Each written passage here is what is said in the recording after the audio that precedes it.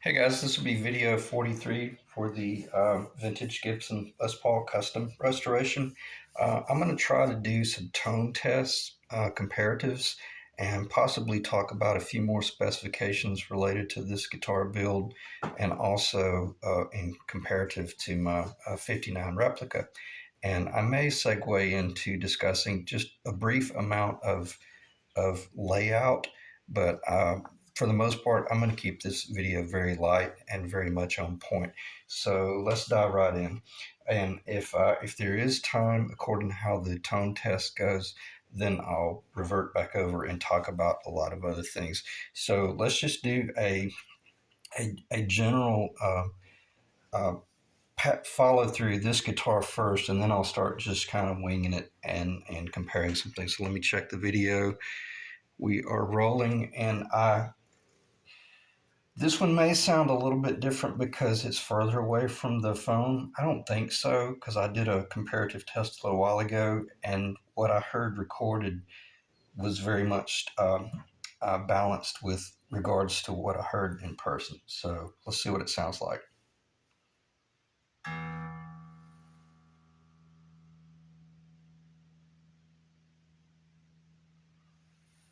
It's still sustaining, but I imagine the camera's not picking that up.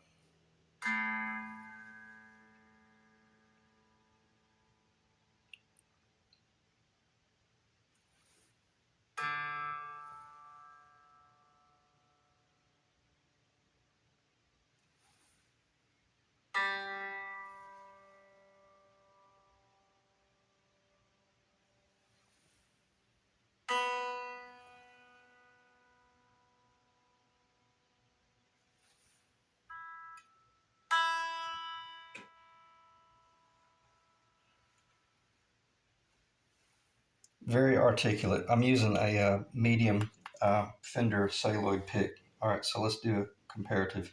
Keep in mind this one's going to sound different because it has not been painted yet. It's going to sound more brash and more woody.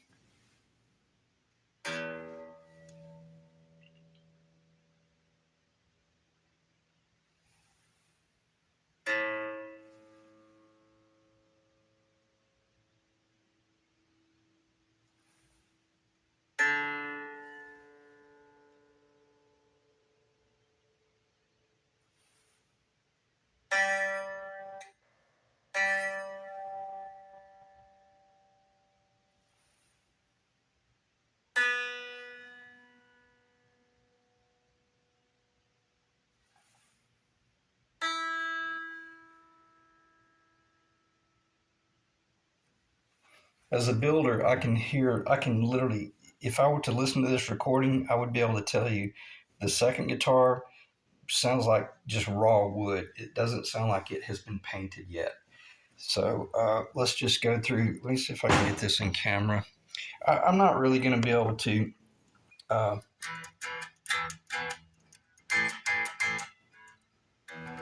all I want to do is just kind of capture the guitar. Oh, it's out of tune.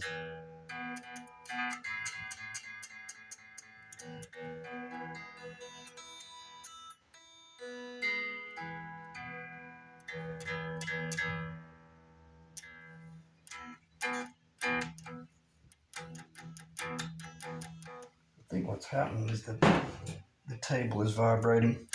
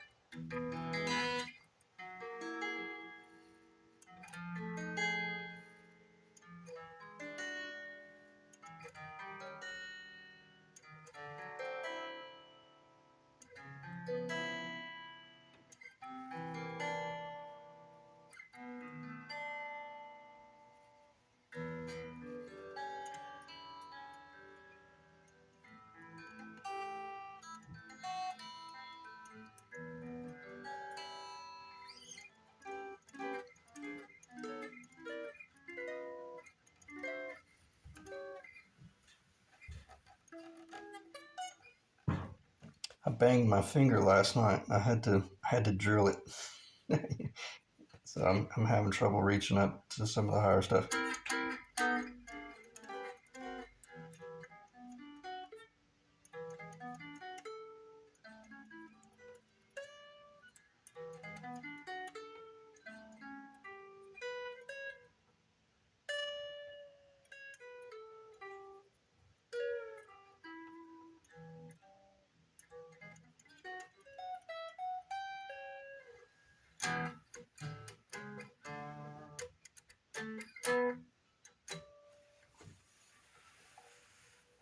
All right, let's kind of compare it to this one a little bit and just kind of see what happens.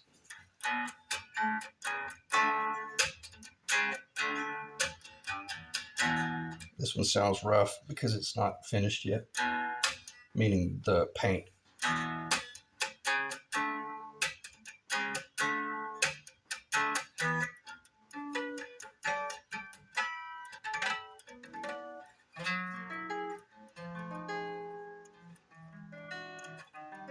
Very vocal, it's very loud.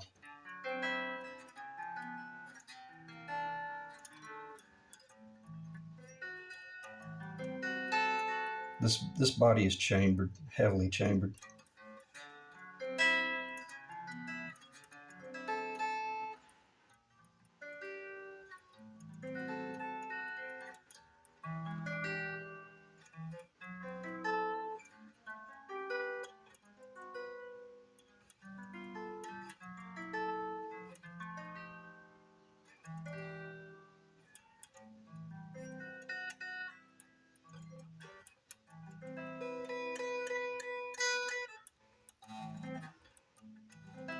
I haven't polished these frets yet. I got a little bit of a buzz right there on that high E. But basically, it'll be interesting to hear the recording comparative on these two guitars. Uh, let's see, what else should I uh, on this one? I hadn't played it in a night or two, but when I was talking about doing the whole Jingle Bells thing, see if I can remember. Let me see if I can slow down because this really helps you hear the bar none piercing clarity of this guitar. I mean, it is just unbelievable. It's to me, it sounds 10 times better than the guitar that I've built. Let me see if I can slow down.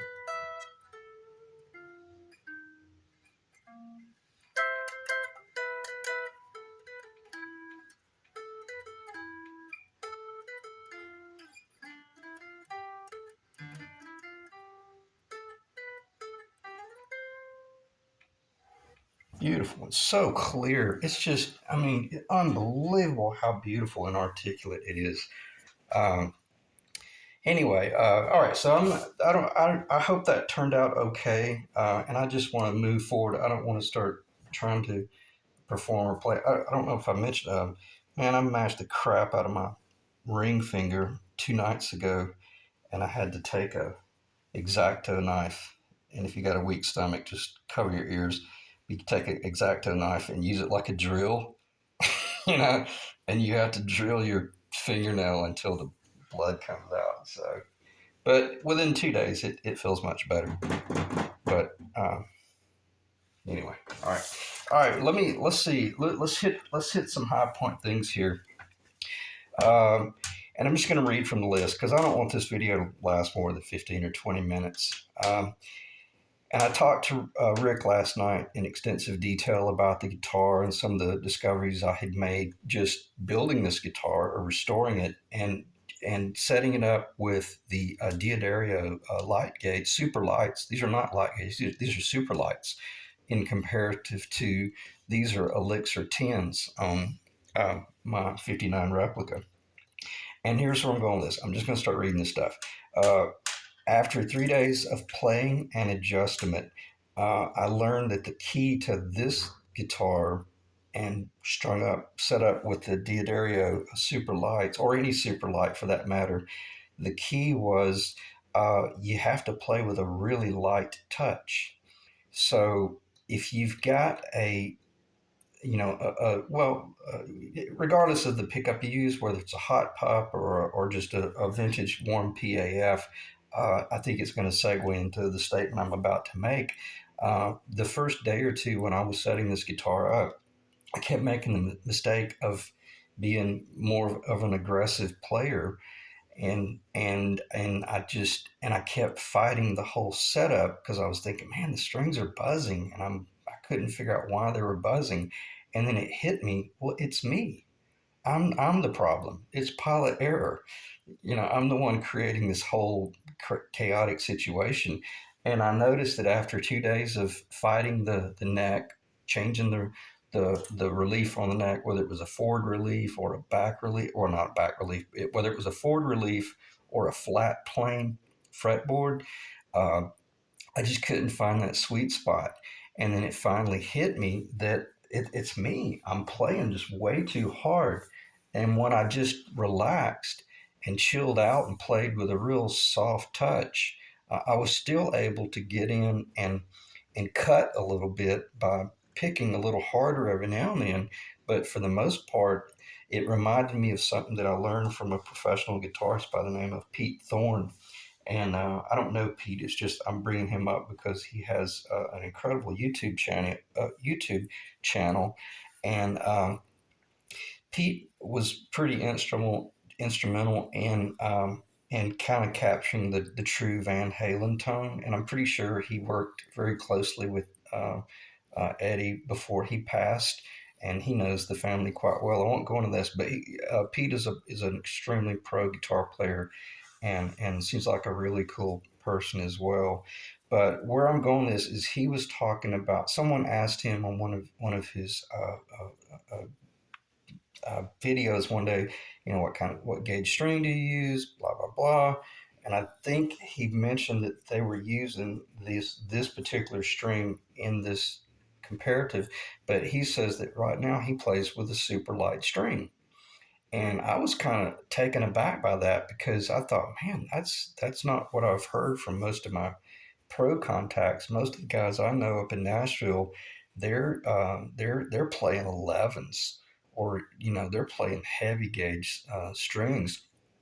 But he said he likes the super light because he made the sense, because as I get older, the less effort to achieve my target, the better for me. And then it hit me after working with this guitar what he meant by that. I didn't have to dig in and play real aggressive in order to bring the tone out of the guitar. So I'm just going to move forward from that. But that was really interesting. And would this guitar sound better with a set of tens? Um, I think it probably would, but I don't know. We're not going to do that comparative. All I can say is what we just heard between this guitar set up with tens, unfinished. It doesn't have any lacquer on it, versus this guitar, 42 years old, with 11 nines on it. It was pretty loud. It had plenty of voice and plenty of body, and it wasn't thin or chintzy or weak at all. It was a great tone. All right, let me move forward. The control cavity. I had mentioned in video 42 when I talked about I'm going to come in with some black lacquer, some black nitro lacquer, and seal these locations. It hit me that the whole idea of valuation, you would want to see. Typically, they would drill those holes, and I don't think anything would ever be done. It would just be raw wood. But what I did is I sealed them with my final tint amber nitro lacquer on the end of a Q-tip. And before I forget, oh crap, I forgot to pull the cover off. I did the same thing on the inside of the cover. It won't take me but a second to do that. I want to pull that cover.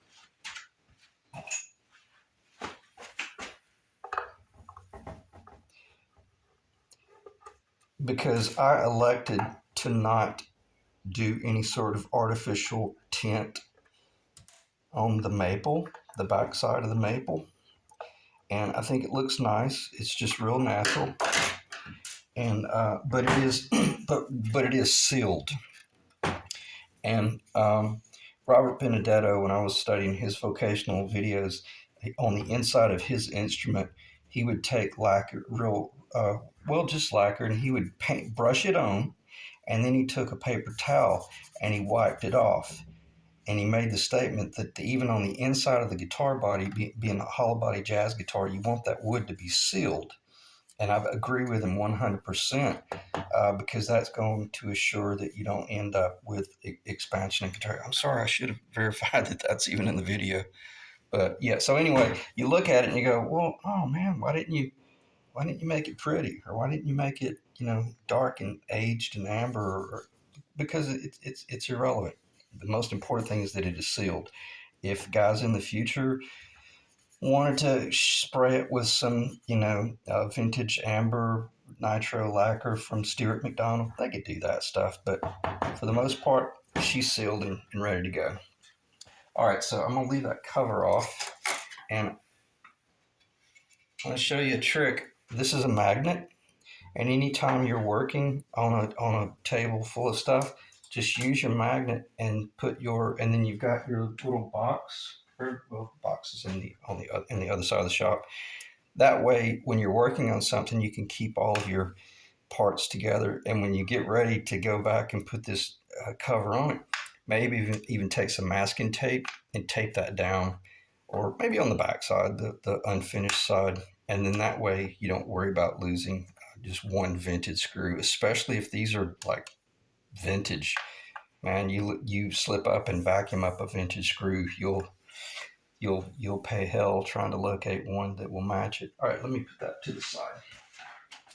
And again, I got to get back on point because I want to end this video within what time is it? 16 minutes. Jeez. Okay, I'm going to end this within 4 minutes. Points to cover on this guitar right here, and this is going to cover some specifications on the neck. All right, let's see what we got here.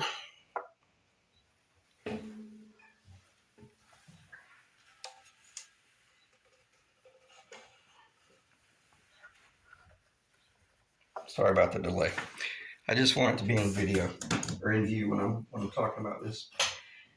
All right, so I took our target when we built this guitar.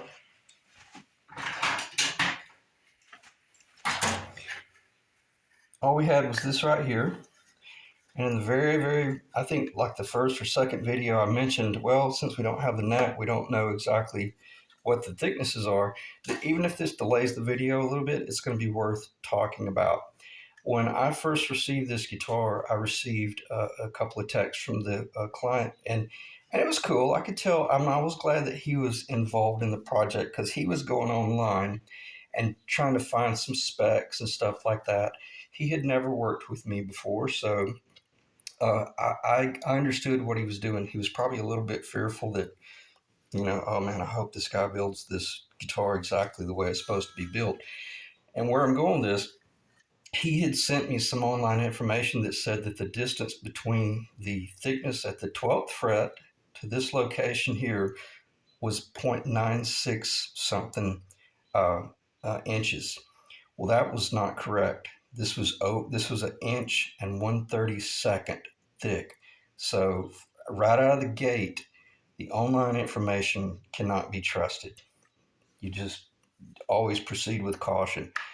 The neck that I built is 1 1/32 of an inch thick at the 12th fret, exactly how it was from the manufacturer. After it was all said and done, based on the taper, and even on the very front end, he kept telling me, well, I just kind of want like a medium fast 60s S type, kind of thin, maybe thin, maybe medium. Just he wanted a faster neck, and basically what I could hear reading between the lines, he just wanted to make sure that we didn't have a fat, chunky neck, and I respected that completely, which is cool. So we ended up with basically this is a jazz neck. This is identical to a jazz guitar that I would build, and it would be about 1 1/32 to 1/16 of an inch thick at the 12th fret, and it would be about right at 7/8 of an inch to about 15/16 at the first fret. This guitar is 7/8 of an inch at the first fret, and I'm going to read some dimensions. Uh, First off, don't let me throw you for a loop here. I measured it from the back of the neck to the front with the strings pressed down because I wanted to see what the actual neck felt like when you were playing it. It's not going to feel 7/8 of an inch because you've got frets and you got strings. So on that note, it's 24 millimeter from the back of the neck to the top of the strings with the strings pressed down, which is just a little bit over 15/16 of an inch. Um, the neck, as I just mentioned, is now I'm going from the top of the fretboard to the very back edge of the neck. It is 7/8 of an inch, which is a jazz neck, which is the exact plane mapped out. If you mapped the transition from this thickness here to that thickness there to that thickness there, that's exactly what it would have been. When I say exactly, exactly. So the neck that I built is the 1 and 11/16 inch nut, 7/8 inch thick at the first fret, 1 and 1/32 inch thick at the 12th fret. Okay, and when you're and I didn't. Let me go back and give the metrics on this. The metric measurement would be it's 22 millimeter from the top of the fretboard to the back of the neck, not the top of the fret. Please understand, I'm talking about thicknesses of wood. And then the thickness at the 12th fret in metric, and when I say at the 12th fret location, meaning we're going to measure from the top of the fretboard to the back of the wooden maple neck, it is 26 millimeter. Okay, now my 59 replica is actually 3 millimeter thicker from wood to wood. I am 1/8 of an inch thicker at my first fret than this guitar. And let me see if I can just grab it and show you. And I'll have to get behind the camera. You can see how massive the thickness is of my neck, and buddy, you can feel it. It might only be 1/8 of an inch or 3 millimeter, but it literally feels like a wheelbarrow handle, which is what I want. It's for jazz. All right, so let me look at the time. Probably well over 10 minutes, 22 minutes. What do I need to talk about? I don't need to talk about anything other than I am going to do some weight comparatives for you since we're already at 22 minutes and you're still here, and I've got my scale. Let's just do some comparatives of a solid body Les Paul to a chambered custom build replica that that will give you different tones. All right, and it'll also make a difference in what your neck feels like at the end of the night. All right, I'm going to mode. I'm going to do this. I'm going to weigh it in pounds, and then we'll be through. All right. The only thing you'll be adding will be your electronics. Let me make sure that the neck is off of the table. Bear with me for a second. I'm sorry. I got to make sure that this weight shows up in the camera. Probably should have spent a little bit more time. All right, let me see if that's in the camera. Yeah, that's going to be perfect. All right, so this is a Les Paul from 1975 to 1982. It does not have the pickups in it, nor does it have any electronics. Any wiring harness or anything. It weighs 9.544 pounds. So once you add your pups and your wiring harness and your strap buttons, it's going to be probably just over 10 pounds. And that's a nice, healthy Les Paul. That's about what you should expect from that era of Les Paul. All right, my guitar, which is chambered, heavily chambered, but not a hollow body. My Penguin is a hollow body. I'm not going to start talking about that. And to make this comparative fair, uh, what his guitar has, what that Les Paul has that my guitar does not have, is the control cover, two pickup rings, and also that guitar is painted. And when you start thinking about, well, paint doesn't weigh anything, it weighs a little bit. So if I add that's about, I can't remember what it was. It's not much. All right, so my guitar is 6.778 pounds. And let's say you got really aggressive with your paint, and you got. I'm just kind of thinking what could paint end up weighing. My guitar would probably be about 6.84 pounds tops. So, and I'm not going to repeat those numbers just because if you were curious about comparatives, uh, you could just rewind the video. All right, the question would be, well, I'll talk about it just for about 30 seconds. Uh, the original Les Paul, and this is going to be a nice close of this video. The original Gibson Les Paul was designed to be a jazz guitar, or to be a very articulate instrument. Um, there was no rock and roll other than what some of the guys were doing in the rockabilly scene and making that transition. But for the most part, I think even Eddie Cochran didn't come on the scene until 55, maybe 56, maybe a little bit later than that. But neither here nor there. The difference between this guitar and the guitar that I built, this is a very articulate, unbelievably versatile guitar, but it's heavy. Uh, my guitar, the way I build them, and I'm going to keep this about Les Paul, but I'm going to explain to you the difference between a 3 pound guitar, 3 pounds difference in my guitar versus this guitar. When you chamber the body, and Gibson also offers this now. They're offering a lot of chambered bodies. So proceed with caution when you buy a Gibson that is chambered. And I'm not digressing here. I'm finishing my point of making certain I clarified. If you want an authentic sounding Les Paul, you better make certain that the body is as little chambered as possible. You want it to be as solid as possible. That's where you're going to get those bell-like jazz tones, or your unbelievably piercing rock and roll tones. Um, that is achieved with a solid body Les Paul. My guitar that I built, the reason it's chambered, uh, when you start chambering the guitar starts growling.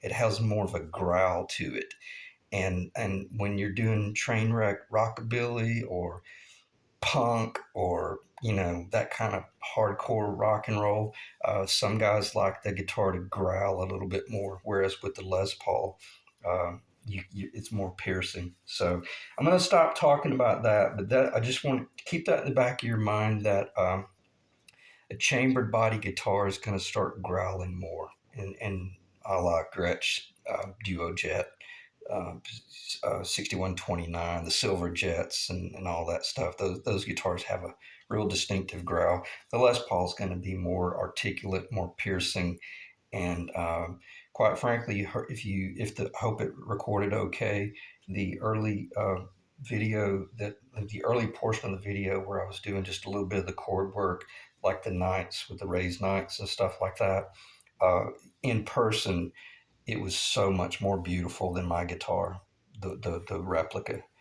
It's just so clear and just so pure, and nothing. So uh, there it is. It's a finished guitar, and I don't think there's anything else I can add to the video series.